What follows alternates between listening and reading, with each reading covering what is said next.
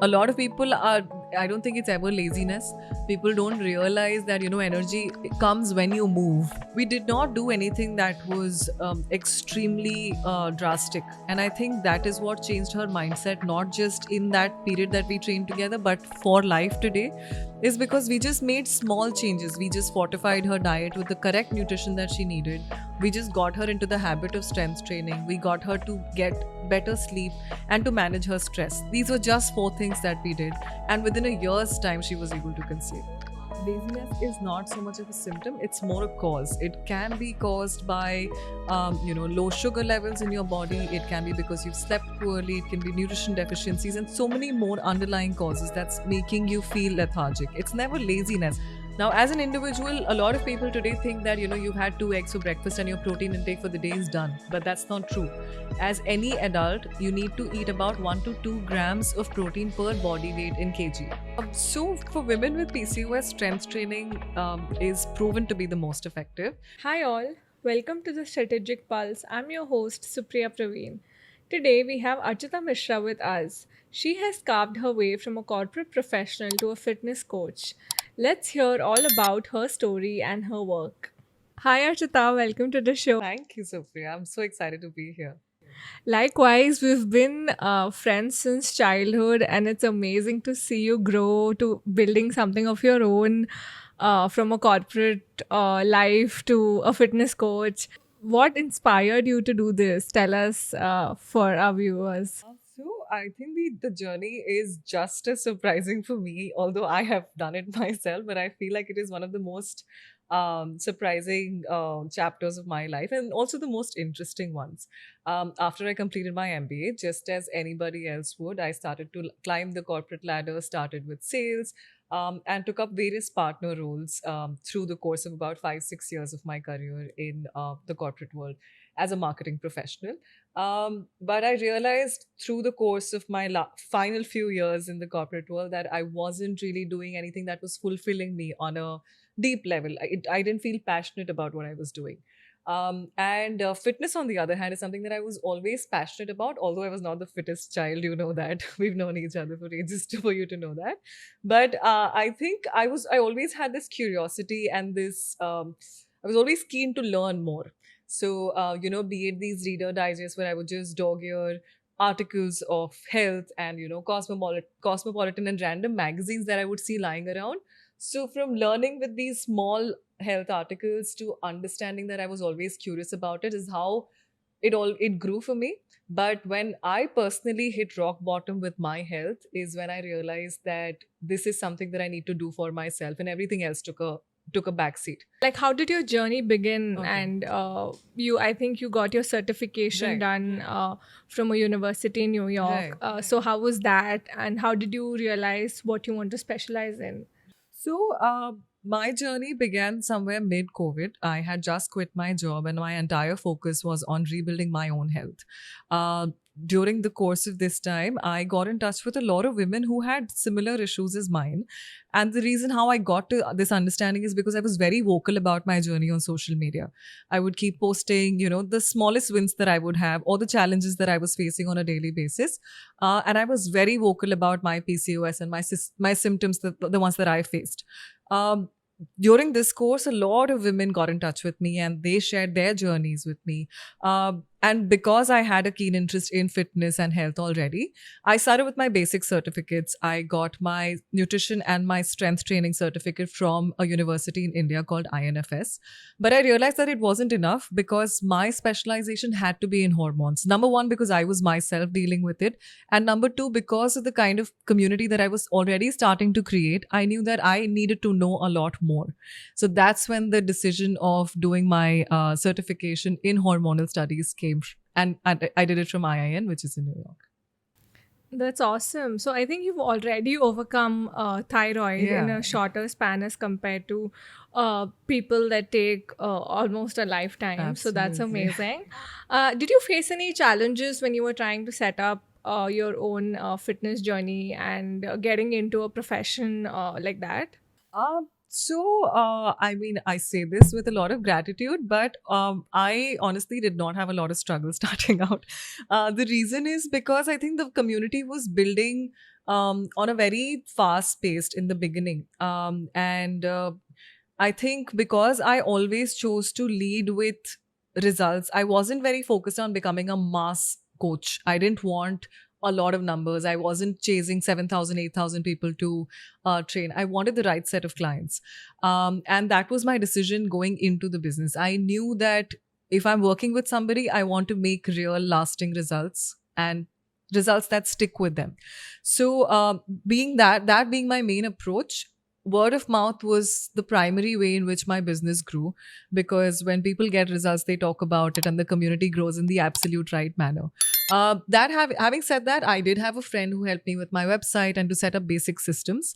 And with my own experience in sales and marketing of about 5, 6 years, I was able to start on a fairly good note. That's awesome. So, was there a moment when you realized that what you're doing is uh, bigger than you and the brand that you're building?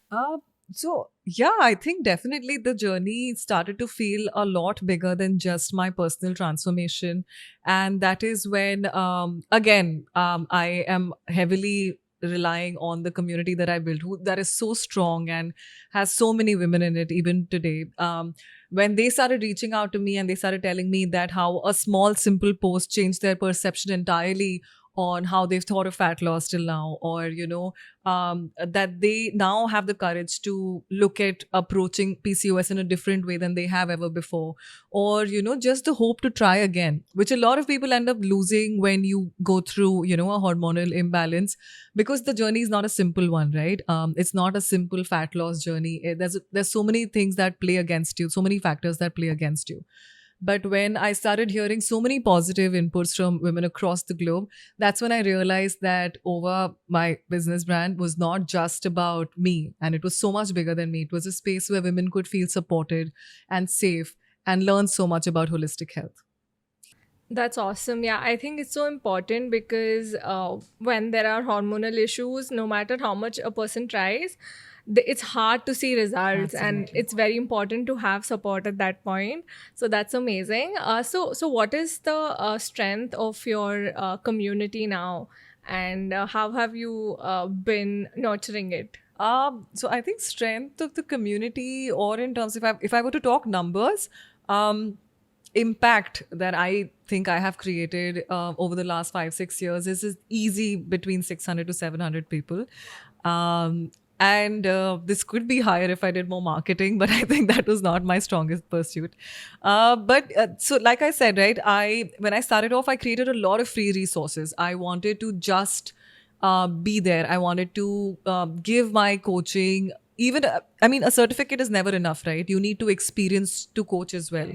So a lot of my beginning was about, getting my hands dirty, being out in the market, going to communities, networking with people, joining female centric communities, just going out there and playing on a turf with a bunch of women who are interested in fitness. So these kind of networking events really help me make my network larger of women who I could help with and to work with. And like I said, the resources that I created, like there were free guides to, how to get started, or, these free challenges or like low cost challenges that people could just join and experience what my brand was all about and what everything that I do. So in that set, I think I reached a mass of individuals who I could work with and train with, and even otherwise, even till date, there are so many clients who come in like for one-on-one guidance, and they come in for a diet plan or a basic consultation. But if I were to talk about people who I work with day in and day out daily, about a 60 to 80 on a daily basis, because that's the strength of my online community, where we train together, in a group setup or one-on-one. That's awesome. That's a really good number. Thank you. So do you do only online or offline classes also? So I started off, since I started mid COVID, online was my only option. But now I've got a space of my own, and I've created an entire room into a small studio. So it's like a mini gym that I have of my own. I also love to take all of my clients to do a combined session. We just book a turf in Bandra, and then, we do like endurance training, ladder training, a lot of fun stuff like that. In terms of my consultation for nutrition also, since I have clients across the globe, it's not really viable for me to do a lot of physical consultations. But if there are people in the vicinity, I love to meet with them and I love to catch up over like tea, coffee, and just like have a proper, real conversation and, build deeper relationships with them. That's very nice. That's very important also, and that you've created a blend of both. So, of course, while making so much impact, do you ever get burnt out as a coach or as an entrepreneur? I think honestly, because my burnout was so intense when I was in the corporate world, I was very intentional when I was setting up my business. Because I knew that if I can't walk the walk, I won't be able to. It doesn't make sense. I mean, I cannot be somebody who is guiding and coaching people about wellness when I am myself burnt out all the time, right? So I think it's a very important aspect as a coach to live the lifestyle that you're preaching. So I definitely believe in practicing what I preach.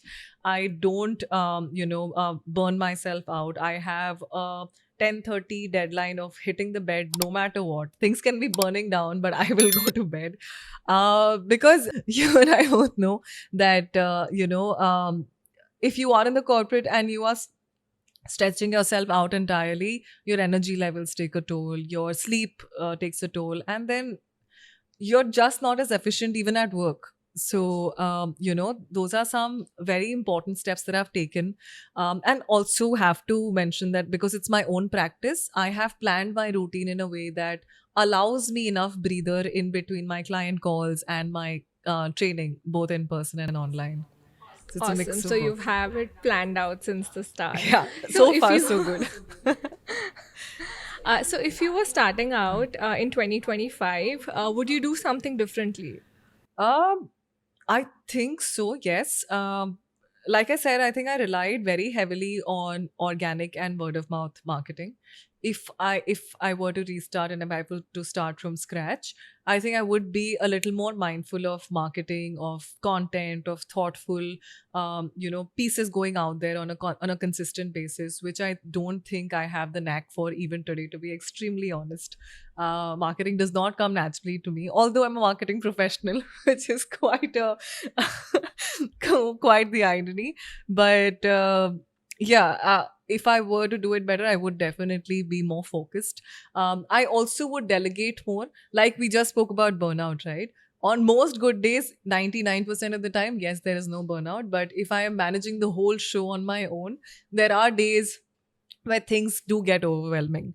So, now that I am starting to build my own team, I realize how much easier it gets if you just have one more resource with you who can take off a little bit of load. So, these are two things I would do differently, maybe marketing and delegation.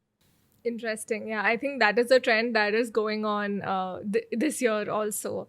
So, do you see any mindset challenge with the people you coach, especially women with PCOS and hormonal issues?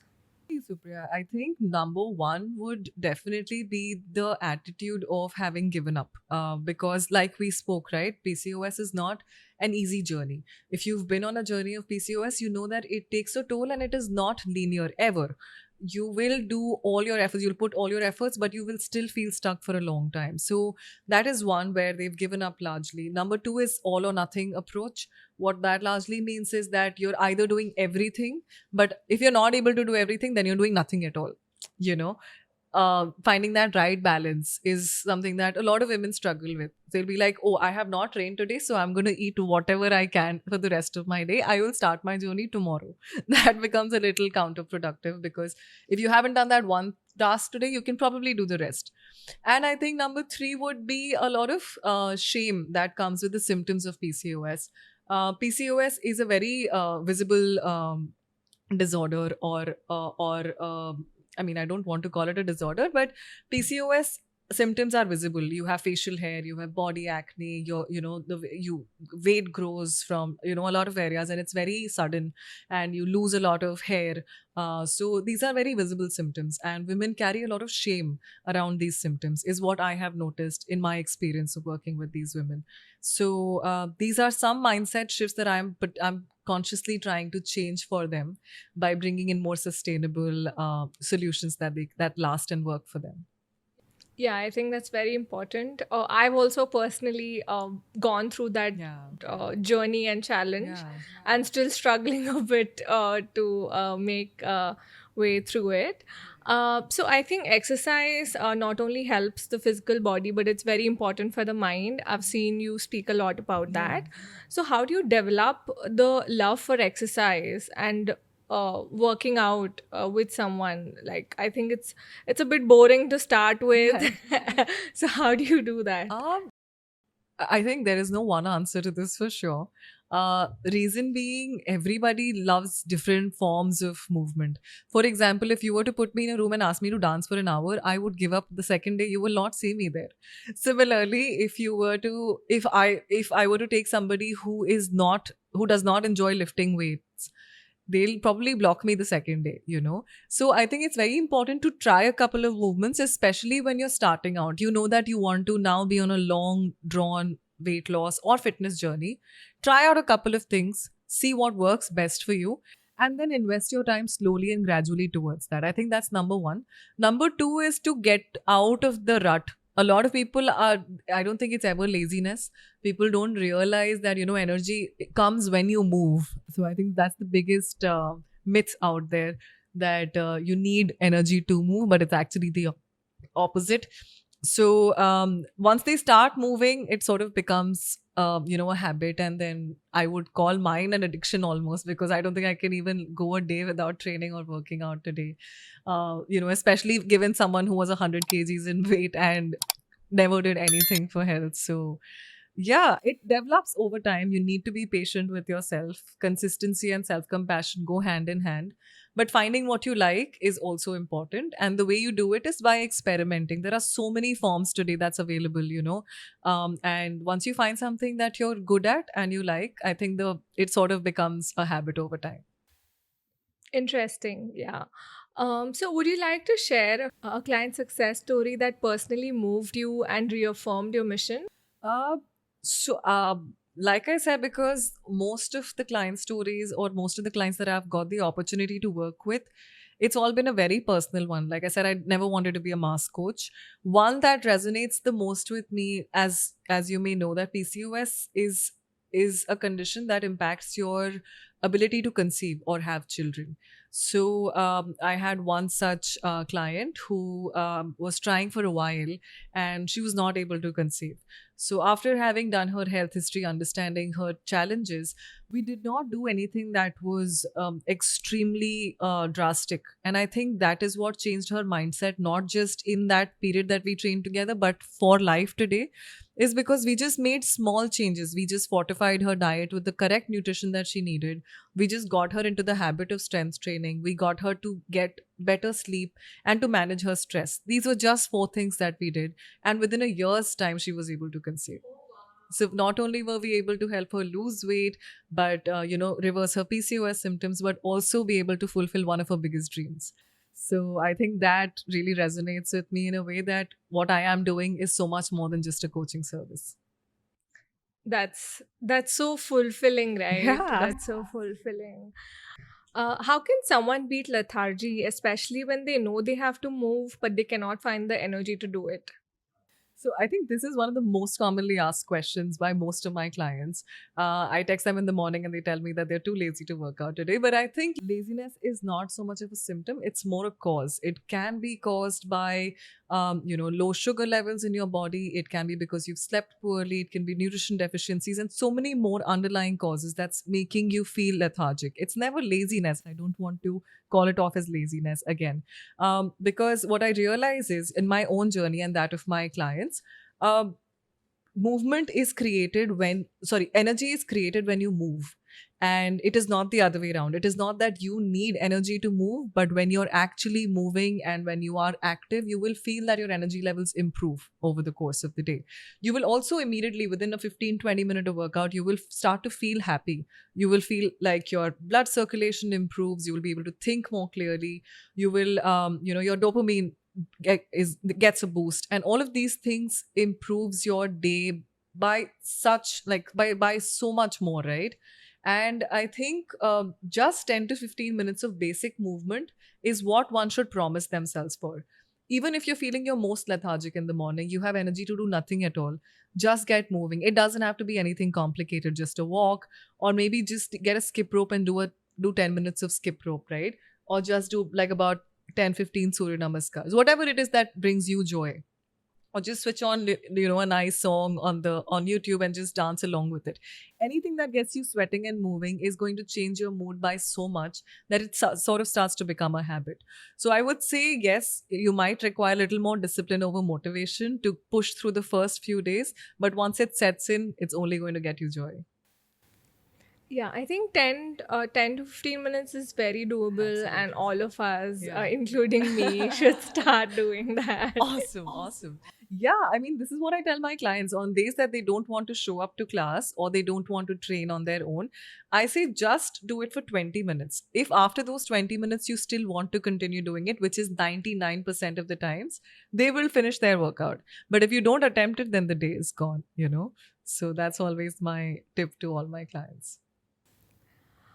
So, how do you manage being fit when you're traveling or someone is traveling and is on the move? Because I think now it's the season where everybody's traveling all the time and there are so many events and everything coming up. So, how do you manage? So I think fitness is going to be is not just about working out, right? And it's definitely not about working out for hours. It's about getting in some movement on a daily basis. So if I were to just like put it down in pointers, number one, walk wherever you can. There is always going to be small commutes that you can take. If you have the opportunity, do a walk instead. Schedule it on your calendar, just as you do your meetings or your calls or anything else. Maybe just put around 20 to 30 minutes out on the calendar and say that these 30 minutes are dedicated to myself. And I know for a fact that if we scroll on Instagram for 4 or 5 hours in the day, those 30 minutes is definitely doable.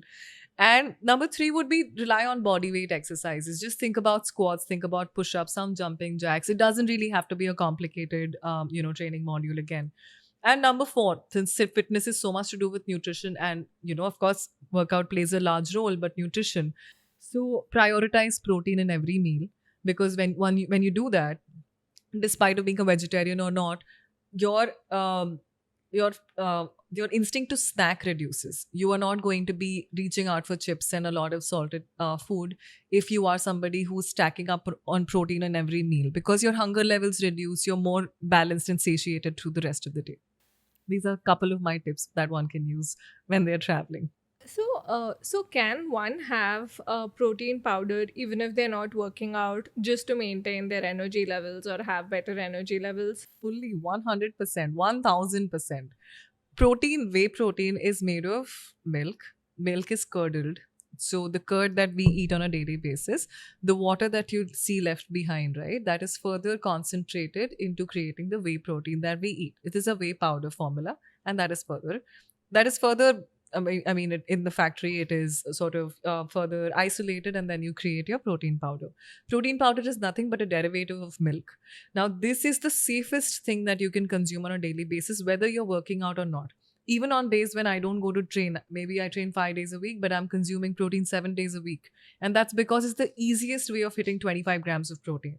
Now, as an individual, a lot of people today think that, you've had 2 eggs for breakfast and your protein intake for the day is done. But that's not true. As any adult, you need to eat about 1 to 2 grams of protein per body weight in kg. Now, 2 eggs is probably going to give you anywhere between 20 to 30 grams of protein. Where does the other 70 come from? So, in these cases, whey protein becomes a very easy way of reaching your protein intake. And this is absolutely independent of whether you're training or not. So, if you want to maintain good energy levels, whey protein is a way to do it. But if otherwise, it is not a compulsion. It's not like because I go to work out or because I'm somebody who's active at the gym, I have to consume whey protein. If I can do it with natural sources or food that I eat on a daily basis, I don't need to include it. So, whey protein is nothing but a convenience. It just helps you hit protein very conveniently with one scoop only. Right. Whey protein or plant protein also. What's your take on that? I think that is very personal again. A lot of folks are lactose intolerant, especially many women with PCOS. They have digestive issues, they have gut issues. So for them, plant protein works better than the others. What also happens is if you are someone, and most Indians are, most of us have grown up eating primarily carbs. Our dal is carb, our rice is carb, our everything that we eat is pretty much carbs. Since body takes a little bit longer to digest protein, it takes a bit of time for body to get used to whey protein. So the first couple of days can feel a bit tricky, but what you can do is then microdose it. A dose is usually about 25 to 30 grams when you take a scoop of protein, right? If you break that down into two scoops of maybe 15 grams, it makes it a little easy for your body to digest it. Maybe you can have 15 grams in the morning and 15 in the evening. And maybe that's how your body can slowly start getting used to the consumption.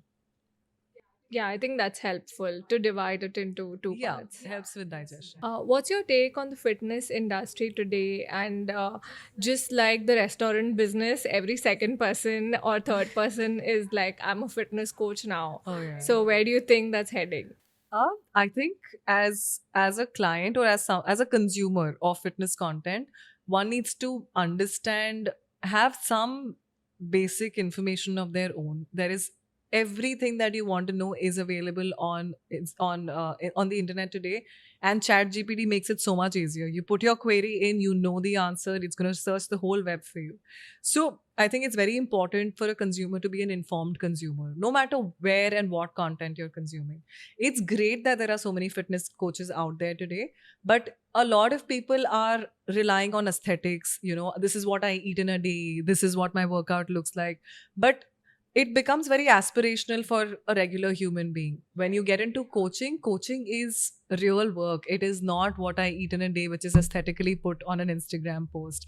It is about changing routines. It's about getting your hands dirty. It's about being there for a client when they're breaking down and when they think that everything is breaking apart for them. um, so real coaching is very different from what you see on Instagram or on social media today. Having said that, a lot of these fitness coaches have made strength training very big today. A lot of people were scared of strength training. People did not want to go to the gym. People did not want to lift weights. They thought it'll make you look bulky and whatnot. But today, so many women are lifting weights, and they're putting their pictures and videos out there, which I think has really brought the movement of women wanting to lift more, which I think is a fantastic thing. Rightly said. I think very well said. So what do you think about fitness influencers? Are they helping or not? So I think it's probably the same as this answer only, I would say, because one, they are helping because they are making strength training a very doable thing, because they post so much about strength training. They're making everybody else want to do it. They're influencing people to strength train, which I think is great. If a fitness influencer is able to influence you to go to the gym and lift weights, they're changing your life, and that's a very good thing. But again, it's more about aesthetic. It's more about being on point, perfect, wearing the right clothes, wearing the looking a certain way. Your abs are flashing. But you have to understand that it's also the lighting, and it's also the angle, and their lives are not as perfect as they show them to be. So if you, as an again informed consumer, can tell the difference between the two and just take the positive or the benefits, then I think it's a pretty good deal. Yeah, I think I agree. So someone starting and wants to be a fitness coach, what path do you recommend them? What should they do and how should they go about it? Um, because I would say that I've had a fairly successful run so far, touchwood, I want to definitely say that it's important to pick a niche. Don't go in blind. Don't go in to become a mass coach who just wants to make fast money. Try and build real connections. Try and be there for your client. Get your hands dirty. What I mean by that is you will not start making money on day one. You have to offer your services for free or at a very low cost to get the experience out of it. Coaching is not about a certificate, it's about experience. And experience only comes when you are talking to people, when you are understanding their problems, and you are actually helping them navigate through their health, right? And I believe that's a privilege. To help somebody take care of their health cannot be taken lightly. So, and that does not come from the mindset of I have to make big money immediately. While I wouldn't say that fitness is not something that can help you become a successful entrepreneur, I think there is immense potential in fitness as a business to become a millionaire, a billionaire rather. But I think the approach has to be right. And the approach cannot be cookie cutter, it cannot be mass, it has to be a niche, and it has to come from experience. Yeah, I think that covers another question that I had about the profitability and the scope. Right. So I think there is a lot of Oh, scope, and that's absolutely. why people are entering it. Absolutely. I think so too. And I think, anything that is superficial is not going to last. So I again am reiterating this because I have had experience. I've met a lot of coaches, because I am in this industry. And I have seen, the first 2, 3 years going really well for them because they are great marketers and they can market themselves on social media. But you will not have client retention unless you are providing something, yeah, unless you're providing something that has value, that provides value, and value that somebody is going to want to come back for, and I think that's an important aspect to add in anybody's coaching service. What are the most effective exercises for women with PCOS? So for women with PCOS, strength training is proven to be the most effective. It works on some things directly that impacts women with PCOS. Number one is insulin. So strength training improves your insulin. It reduces androgen. Androgen is the main driving factor of PCOS. Strength training also improves the muscle mass on your body, which improves your metabolism, right? And all of these things will help you in weight reduction, which is one of the biggest symptoms of PCOS, right? A lot of women just put on weight drastically when they have PCOS. So these will help you start to impact the causes of PCOS, and it'll help you work on them in a large capacity. What also happens is when somebody goes to the doctor for PCOS, they're just told to lose weight. The doctor will tell you lose weight. They don't tell you how to lose weight, and that becomes so counterproductive because what a lady will probably do is just walk, just do aerobics, just go and do insane amount of cardio in the gym, and that further reduces your muscle mass, which impacts your metabolism, which further enhances your symptoms of PCOS. So it's so important to be informed of what is the actual thing that works for you, or something that is going to have lasting impact on your body and help reverse the symptoms of PCOS in the correct way. So, strength training is the go to thing for Absolutely. people with hormone issues. 1000%. Interesting. Yeah. So given that women's hormone changes through their age, so should women look at fitness differently in their 20s, 30s, and 40s? Like any difference? Oh, absolutely. I think 20s is all about experimenting and finding what works for you. A lot of us skip that stage because we only realize that, things have gotten so bad now that now I have to start working out or start doing something. But if you are someone who's been active in your 20s and you realize what your most favorite form of movement is, it'll help you create a very strong foundation, which I think a lot of us lack because we didn't start this as early as we should have, which is one of my biggest regrets too. I wish I started sooner. But yes, 20s is all about getting strength, building foundation. You have the most amount of energy in your 20s, so you should really push through and get there. 30s is about building your mobility because that's when your mobility starts to take a little bit of an impact. Making sure that your nutrition is correct because as soon as a woman hits her 30s, her muscle mass starts to reduce 1% every year. And that is a huge, huge problem because, again, being Indians, we don't really prioritize protein, and protein is needed to maintain your lean muscle mass. If you're losing muscles at that rate, imagine by 40 how brittle our joints become, how brittle our body becomes, and we start to develop these aches and pains. So 30s is all about maintaining everything that you've learned in your 20s and probably build on that. And 40s becomes about retaining and making movement more about functionality, less about aesthetics. If you continue to move properly in your 40s, you're going to be somebody who's a very functional human being in your 50s and your 60s and your 70s, which I think is today's biggest goal. To be independent and to be able to do everything on your own, which otherwise would be so difficult if we want to take care of our bodies. Yeah, I think we wish. I think we all wish we started sooner. Absolutely. So they say. I mean, people say that it's harder to lose weight after 30. Is that true? So I think again it happens because of your lean muscle mass reducing. If your lean muscle mass reduces, your metabolism takes a huge toll. It takes a hit. And weight loss is always a function of metabolism. Metabolism is how much food you're able to digest, right? Whether on rest or with activity and otherwise. For example, if us at our current weight, age, and height can eat 1400 calories versus somebody who has really poor metabolism, if they eat 1400 calories, they would just put on weight at rest. They would not be able to lose weight, right? So, which is why I think that is one. Second, yes, your catabolic activities increase and anabolic reduces. So when anabolic is when the body is building, and that happens up until the age of 25. Once you've hit the 25 mark, your body is building less, it is storing more, it is breaking down more, right? In that stage, your body is not very conducive of changes. So any and all changes will start to take a little bit longer. It is also driven by genes in a large way, but your habits and lifestyle is what drives it.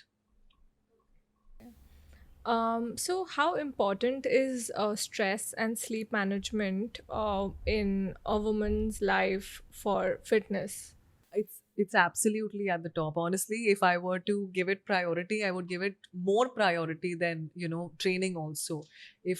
Because if you are going to work out on a system that is deprived on sleep, you're going to be super high on cortisol. Cortisol is a stress hormone which increases your weight, which increases your hunger levels, which messes with your hormones, and these things increase when you're highly stressed, and two, when you're sleep deprived.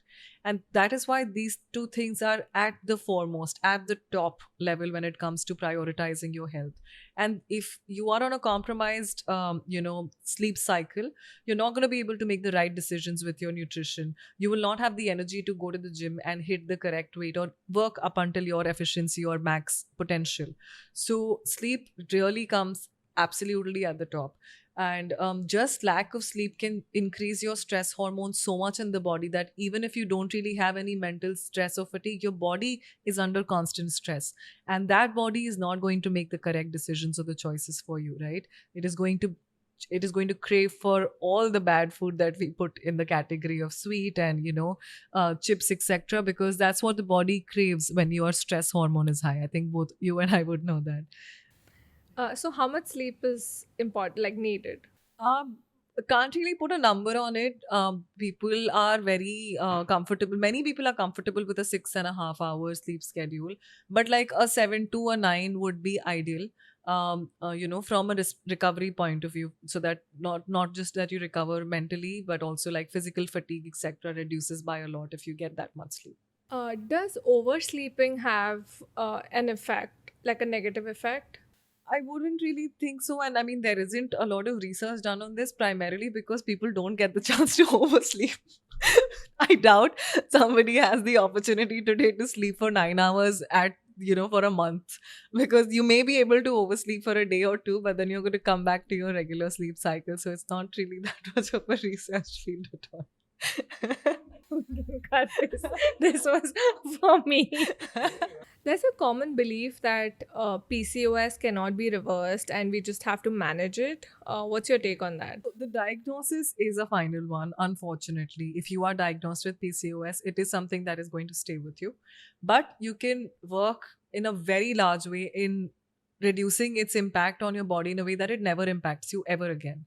Like you can just completely minimize the symptoms to you living an absolutely normal life without PCOS. And that is with all the things that we spoke about so far, with nutrition, strength trainings, recovery management, sleep, etc. It works in a large way. What are some myths that you've heard about PCOS, and how do you help your clients unlearn them? Uh, about PCOS, I think the biggest myth is that if you lose weight, your symptoms are going to be, you lose PCOS, which is far from the truth. I think losing weight in the correct way is very important. Because I've seen so many cases of lean PCOS. You are an absolutely lean human being, and you look like you're doing so well, but you have irregular cycles, you have acne, you have facial hair, you're going through um, unexplained mood swings, and just terrible mental health.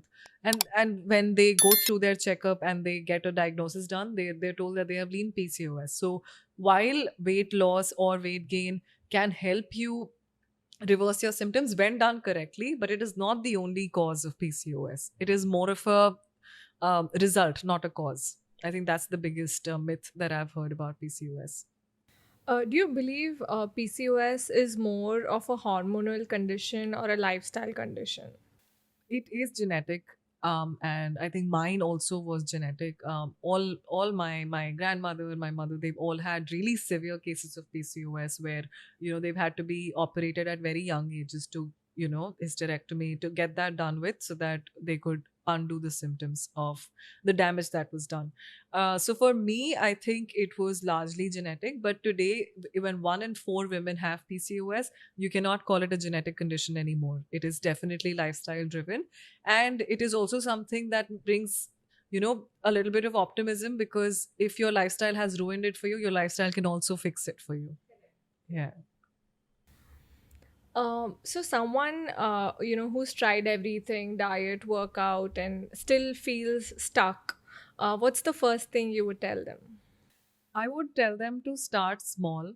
I would tell them to not have the all or nothing approach, because I think that is where I have seen most failures to happen in the journeys that I have observed so far. I would tell them to lead from a place of compassion and to not hate themselves, because, again, a lot of women that I've worked with have given up on themselves. And I think that becomes very counterintuitive, very counterproductive for them, because then they will always approach a certain new plan with the same mindset that this is not going to work, right? So to have a little bit of hope, to go to the right people. Don't blindly follow anything and everything that you see out on the internet. Don't fall for 30-day challenges, 60-day challenges that promise to change your life. Think about small consistent steps that you can do every day. Don't look for perfection, look for progress, and understand that every day is going to make a difference, whether you give in 20 minutes or an hour. What part of your work truly brings you joy and fulfillment? I think it's definitely the success stories that I have seen, because there have been so many. Again, very grateful, and also cautious, because it's rare to have as many success stories. Because, like I said, my entire business so far, 80% of it runs on word of mouth, and that is primarily because the results speak for themselves. When I realized that this journey was so much more than my own personal transformation, and I was able to make changes and to have the privilege to impact people's life in such positive ways, I think that is the most fulfilling thing for me. That made me a 5 a.m. riser. That today I wake up with joy at 5 a.m. in the morning, because I know that I'm going to meet a few people and help them have better days because of something that I can offer. So I think that That is is definitely very fulfilling. What do you do to unwind and take care of your own mental health? it just rightly fits, because movement helps me a lot. I grew up being a child with really poor body image issues. I was extremely big myself. You know that I was about 100 kgs. I had no self esteem. I had really poor, confidence, and I struggled with that for so many years. And for me, movement became something that gave me so much confidence that it still is one of the things that I do to unwind. It doesn't have to be an hour that I spend in the gym. It can just be like a nature walk. It can be just, going for a swim. It can be booking a trip so that I can do a bit of scuba diving. And, learning new forms of movement is something that helps me unwind in a large way. And of course, I have dogs who I'm really passionate about. So I love them, and I spend all and most of my free time with them. What's one thing you've changed your mind about this year? Uh, Maybe this year and for the last few years that I have been in this business and this field, I think a lot of people rely on motivation to show up. And I think that can be one of the biggest reasons why they're stuck in their journey. So I believe that discipline has to be over motivation on most days. And second thing is that I also believe that sometimes results will drive action. A lot of people say that, you need to take action, then you get result, and then you're more motivated.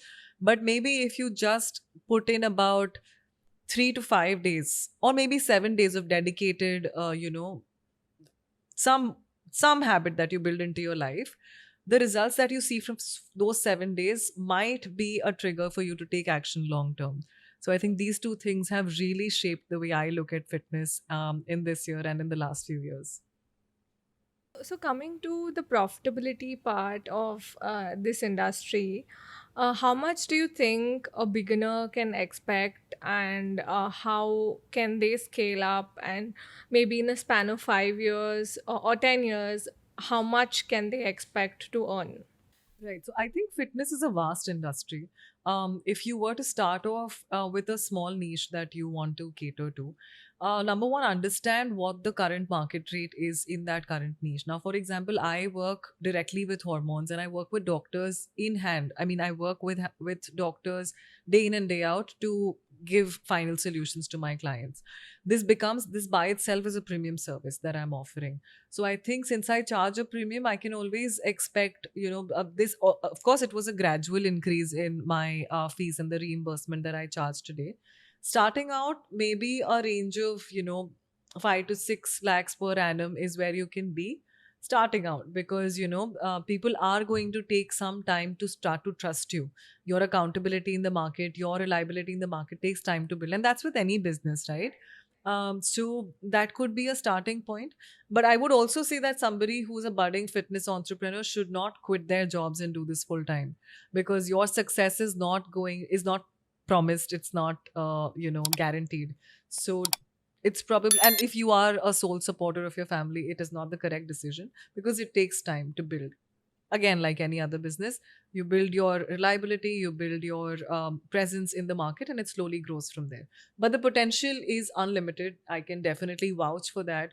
um, you know um, 5 6 years into the business, without enough market, without too much marketing, you can easily hit a 30 to 40 lakhs per annum income. And that happens, again, depends on how many streams and sources you're taking into. Like, I do online coaching, I do personal training, I do nutrition guidance, I also have tied up with a physiotherapy clinic where I go and do consultations. So it really depends on how much you are putting yourself out there, how much networking you're doing. It is a huge function of that. But at the same time, yeah, it's a very varied market, so you can't really put a number to it. I would easily say like a 5 to 6 lakh with less effort to anywhere, even in crores. There are celebrities who are charging 50 60,000 for 12 sessions in a week, for 12 sessions in a month, to celebrities, right? So it's endless. And if you are in that influencer category, then there are collaborations, brand deals. You can make a lot of money in this industry for sure. Exciting. So it's like helpful for others as well as Oh, yourself because you're absolutely. fit Yeah. and You're happy. fit and you're happy, plus you're making tons of money. What else do you want? Yeah. So we have some rapid fire questions. Morning workout or evening workout? Morning, so there's less decision fatigue and you just get it done, and all the other decisions of your days is taken well then. One fitness myth you would wish disappears. Strength training makes women bulky. It does not. Absolutely not. What's your fitness role? Who's your fitness role model or inspiration? All women who prioritize fitness are my inspiration, because they have 10,000 things on their to do list, but they still show up for themselves. So they're all inspiring. Unpopular opinion about fitness. Um, you don't need motivation, you need structure and discipline. Complete the sentence. I wish more women knew. That their weight does not define their worth. Yeah, but then it's hard to believe that. It is, but I've really seen so many women change themselves. Touch wood. But people who have that mentality that my weight is everything, unless I see that number on the scale, it's a magical number on the scale, my life is stuck. But then they come and they change the way they think about themselves. I really wish you should also experience it for yourself in any way that you can. Change is life changing. One habit that changed your life. Is it moving? It's strength training, it's lifting weights, it's going crazy at the gym, and it's just shutting the world out for 2 hours where you think about nothing else but the iron rod in front of you. It is meditation in form of strength training. Awesome. So this brings to the end of our episode. Just a final question. What's one piece of advice you would give to aspiring entrepreneurs in the fitness industry? Uh, I would say get your mentality right. Uh, Start small. Don't look for crowd. Get real results. Get testimonials. Build your reliability in the market. Pick a niche that works for you, and get in with the mentality of helping people, not to make money, because there is nothing else that impacts your business more than word of mouth, and building the right set of clients in the right community. Because if you're here for the long term, then you have to get the right approach in. And this, I think, is absolutely something that works for everyone. Awesome. I think it's been a great conversation with you, Yeah, Archita. I've had a Thank you great so time. Thank you much. so much, Supriya. Thank you.